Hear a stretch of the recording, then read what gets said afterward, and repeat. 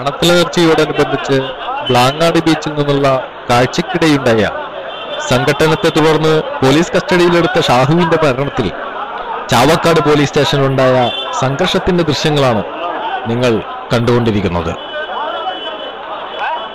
ഷാഹുവിന്റെ മരണം പോലീസ് മർദ്ദനം മൂലമാണെന്ന് ആരോപിച്ച് സ്റ്റേഷൻ കോമ്പൗണ്ടിൽ തടിച്ചുകൂടിയ ജനങ്ങൾക്കിടയിൽ യുവാക്കൾ തമ്മിൽ വാക്കേറ്റവും സംഘർഷവും ഉണ്ടായി.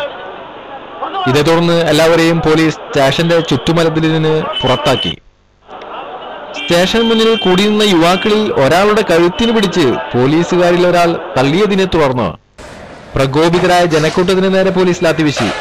ഇതോടെ പോലീസിനും സ്റ്റേഷനും നേരെ ചിലർ കല്ലെറിഞ്ഞു.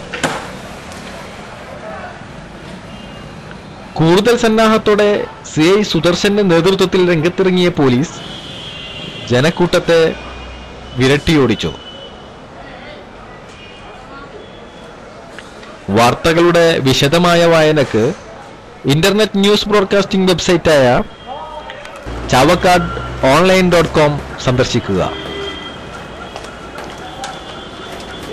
മേഖലയിൽ സംഘർഷാവസ്ഥ നിലനിൽക്കുകയാണ്.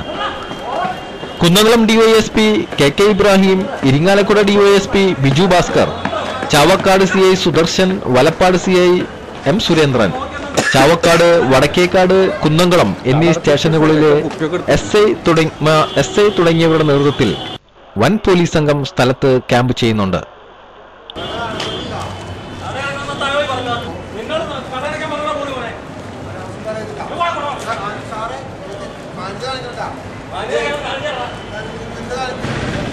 കല്ലേറിൽ ആർക്കും പരിക്കുകൾ സംഭവിച്ചിട്ടില്ല.